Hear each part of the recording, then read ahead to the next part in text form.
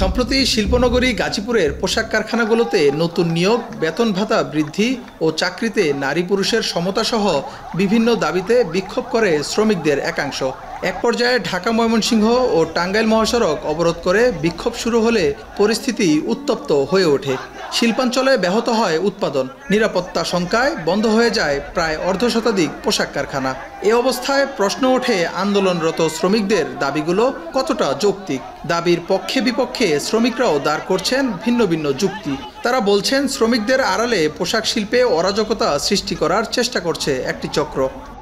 বিধবা থাকতে পারে, সেটা একটা যৌক্তিক আলোচনার মাধ্যমে এটা একটা সমাধানের রাস্তা বের করা বিপক্ষেরই প্রয়োজন। যদি এভাবে আন্দোলন করতে থাকে, বায়ার আমাদেরকে অর্ডার দিবে না, অর্ডার অন্য দেশে নিয়ে যাবে, ফ্যাক্টরি মালিক যখন অর্ডার পাবে না বন্ধ করে দেবে। পরিস্থিতি নিয়ন্ত্রণে জরুরি বৈঠকে বসে বিজিএমইএ, বিকেএমইএ সহ প্রশাসনের ঊর্ধ্বতন কর্মকর্তারা। বৈঠক শেষে সিদ্ধান্ত আসে পোশাক শিল্পের নিরাপত্তায় পুলিশ, সেনাবাহিনী ও শিল্প পুলিশের যৌথ অভিযান পরিচালনার। নিরাপত্তা নিশ্চিতের আশ্বাসে বৃহস্পতিবার থেকে ধীরে ধীরে স্বাভাবিক হতে থাকে পোশাক কারখানাগুলো। তবে বিচ্ছিন্নভাবে কয়েকটি স্থানে এখনও শ্রমিক বিক্ষোভ হলেও প্রায় সব কারখানায় স্বাভাবিক হয়েছে উৎপাদন কার্যক্রম। শিল্প মালিকরা মনে করেন পোশাক কারখানায় স্থিতিশীল অবস্থা তৈরি না হলে দেশের এই খাতে কমবে বিদেশি বিনিয়োগ, সংকটের সুযোগ নিবে পার্শ্ববর্তী দেশগুলো। তাই দ্রুত পুলিশসহ আইনশৃঙ্খলা বাহিনীকে মাঠ পর্যায়ে সক্রিয় করার দাবি করেন মালিকরা। আন্দোলন হলে আমাদেরই ক্ষতি, সঠিক টাইমে আমরা শিপমেন্ট দিতে পারবো না, আর অফিস বন্ধ থাকবে তখন, আর আমরা সঠিক টাইমে শিপমেন্ট যদি না দিতে পারি তাহলে আমাদের বেতনটা দিতে পারবে না সঠিক টাইমে। এখন এগুলোর মধ্যে কারা আছে আমরা কেমন বলবো?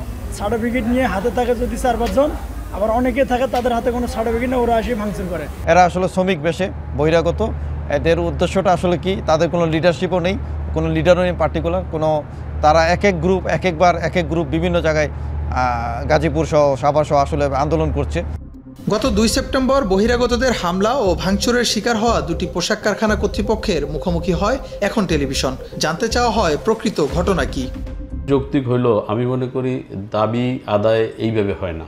এটা শ্রমিক লিডার আছে অথবা গার্মেন্টসের ম্যানেজমেন্ট আছে, তাদের সাথে বসে যদি দাবি করা যায় সেই দাবিটা কিন্তু আসলে প্রপার ওয়ে আদায় করা, কথা বলা যায়। শ্রমিক আন্দোলনের আড়ালে বহিরাগতদের হামলা থেকে কারখানা রক্ষায় নিজস্ব নিরাপত্তা কর্মী দিয়ে পাহারা বসিয়েছে কারখানা কর্তৃপক্ষ। শিল্প কারখানায় সংগঠিত নৈরাজ্য, বিশৃঙ্খলা ও ভাঙচুর ঠেকাতে প্রতিদিনই বিসিক এলাকায় অবস্থান কর্মসূচি পালন করছে বিএনপি ও অঙ্গ সংগঠনের নেতাকর্মীরাও। আমরা গার্মেন্টস শ্রমিকদের পক্ষে, গার্মেন্টস মালিকদের পক্ষে কাজ করে যাচ্ছি যাতে কোনো নৈরাজ্য, কোনো বিশৃঙ্খলা এখানে সৃষ্টি কেউ না করতে পারে। এদিকে কারখানায় নিয়োগের ক্ষেত্রে নারী পুরুষের বৈষম্যের দাবি উড়িয়ে দিয়ে শিল্পোদ্যোক্তারা বলেন স্বভাবগতভাবেই সুই সুতোর কাজে নারীরা পারদর্শী। পাশাপাশি বায়ারদের চাপ আছে নারী শ্রমিক বাড়ানোর বিষয়ে, আর পুরুষরা এ কাজে দক্ষও নয়। এ কারণে পুরুষের তুলনায় নারী শ্রমিকের সংখ্যা বেশি। নারীদের নিডল পয়েন্টের ওয়ার্ক খুব প্রিসাইজ হয়, যেটার কারণে বাংলাদেশে অর্ডারও বেশি আসে।